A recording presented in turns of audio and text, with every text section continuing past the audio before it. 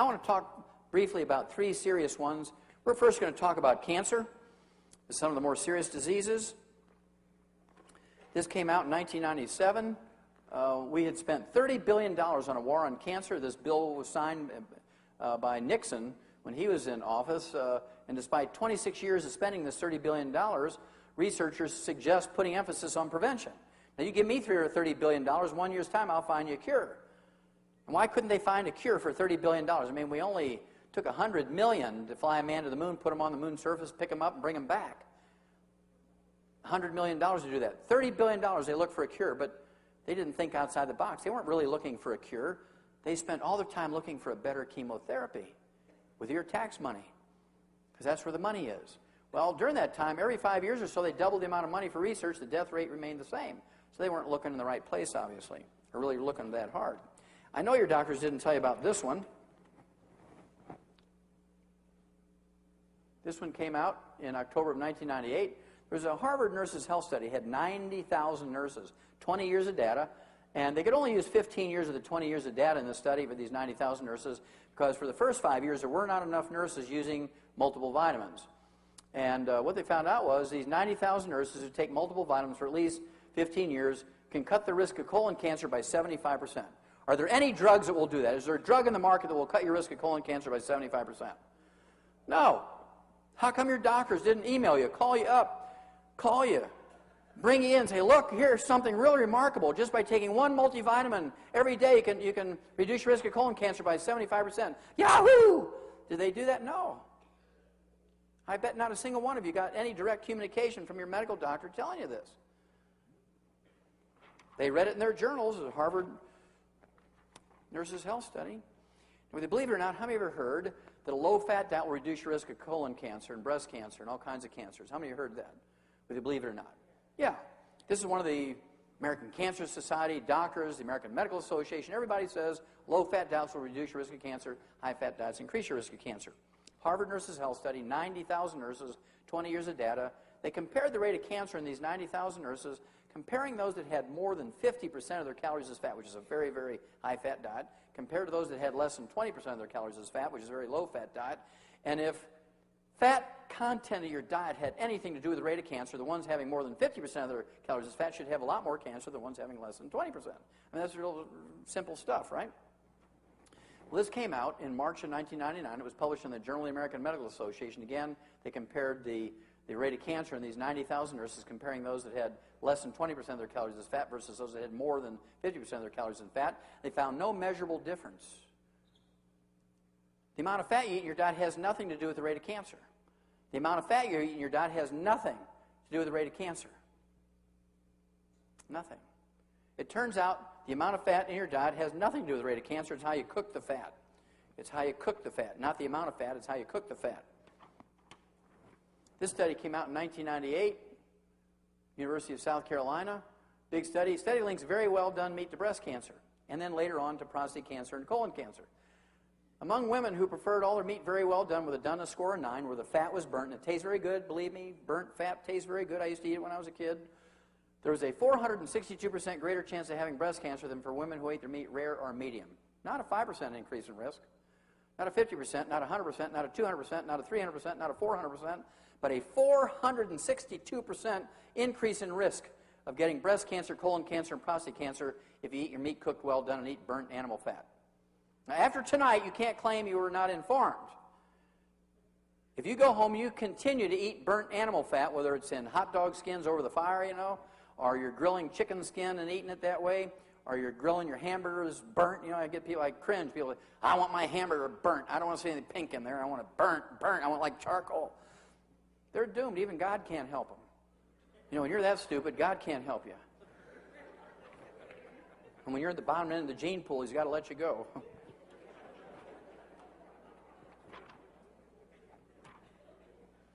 Now, whether you believe it or not, how many of you heard that a high fiber diet will reduce your risk of colon cancer? Whether you believe it or not, how many of you heard that? Yeah, that's another one of those truisms that the American Cancer Society and your doctor wants you to believe. Of course, Quaker Oats likes that one, right? Low fat diet, high fiber diet. Harvard Nurses Health Study, 90,000 nurses. They compared the rate of colon cancer these 90,000 nurses, comparing those that had a high-fiber diet versus those with a low-fiber diet. They didn't like the results, so they threw in 50,000 male doctors. They compared their rate of colon cancer, the ones who had a high-fiber diet versus those with a low-fiber diet. Now they had 140,000 human subjects, and this came out in January of 1999. It was published in the New England Journal of Medicine, very respectable medical journal. 90,000 female nurses, 50,000 male doctors. They said high-fiber diets don't cut colon cancer by any measurable amount. Zero. Nada. Eating a high-fiber diet did not protect you in any way, shape, or form from any cancer. Zero. Why do doctors get so excited about a high-fiber diet? Because it will reduce your cholesterol. That's because it absorbs everything that you eat, including minerals that are required to keep you from getting high blood pressure, osteoporosis, arthritis, cancer. And so people who eat multigrain breads for their toast and English muffins and pancakes and waffles for breakfast, people who eat multigrain pastas, people who eat multigrain breads and whole wheat breads and grind their own wheat and all that sort of stuff for their sandwiches, and people who eat whole wheat and multigrain bread for dinner, they eat whole wheat ice cream. I mean, you can go to extreme, right? They have a 500% increase in risk of all these other degenerative diseases which kill you. So by eating a high-fiber diet, your risk of those other diseases goes up and doesn't affect your risk of cancer at all. The only thing that doctors get excited about, really, about a high-fiber diet is it lowers your cholesterol. And does that do anything for you? No. Doesn't do a thing.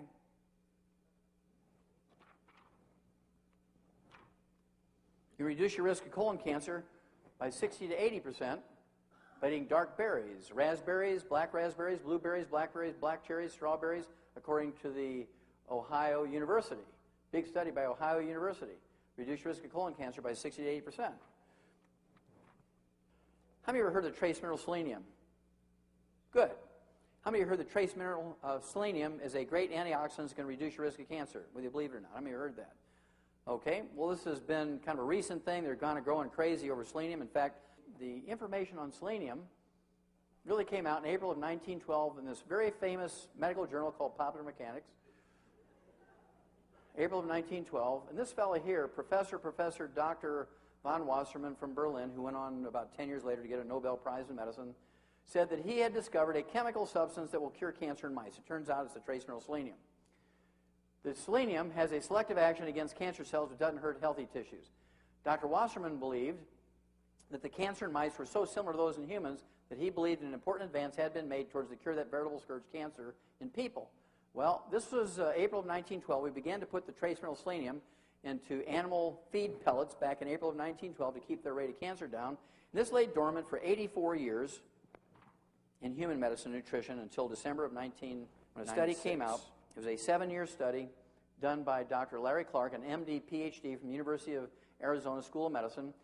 He took half of a group of 1,300 people, gave them 200 micrograms over 7 years, 200 micrograms of this trace mineral selenium every day for 7 years. And to make a long story short, at the end of the study, his final analysis showed that he slashed the occurrence, not the risk, but the actual occurrence of prostate cancer by 69%. Are there any drugs that will do that? Will doing a prostate exam and taking your PSA, your prostate-specific antigen blood test every year, will that prevent prostate cancer by 69%? No. He reduced the actual occurrence of colorectal cancer by 64%. He reduced it by 75% by taking a multivitamin. He reduced the actual occurrence of lung cancer by 39%, whether you smoke or not. About 90% of lung cancer occurs in people who never smoked. Smoking is not the cause of lung cancer. It's inhaling all the fumes when you fry food is the biggest single cause of lung cancer. All those free radicals coming out of that margarine you're frying with. How could Ruth get lung cancer? She was a good church-going lady, never cussed, never even hung around smokers. How did she get lung cancer? But she was there early, every noon after church, frying food for everybody. Oh, the best part of the story is, 2 months after this result came out, Dr. Larry Clark died of prostate cancer at age 52. Now, why did that happen? Well, because he had set this study up to show that selenium didn't work. He hated selenium. He set the study up to prove that it wouldn't work, and he wouldn't take it. And the sick part about this is, he was a professor of medicine at the medical school at the University of Arizona, so he taught his beliefs, all the medical students there. And when he died of prostate cancer, they all said, oh, what a tragedy, and then went on avoiding selenium. They'll tell their patients not to take selenium.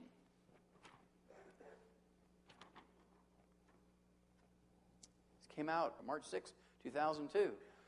Study says a diet rich in tomatoes can cut the risk of prostate cancer, raw tomatoes, by 24 to 36%. If you eat tomatoes cooked, 1 serving a day of cooked tomato will reduce your risk of prostate cancer by 52 to 60%, because there's an antioxidant in tomatoes called lycopenes. Lycopenes.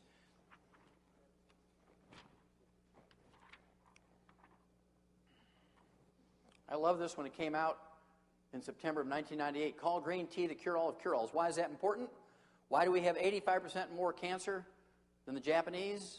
Well, our national drink is Coca-Cola. Their national drink is green tea. And green tea contains an antioxidant, catechins, or EGCGs, that are 100 times more potent than vitamin C in neutralizing free radicals.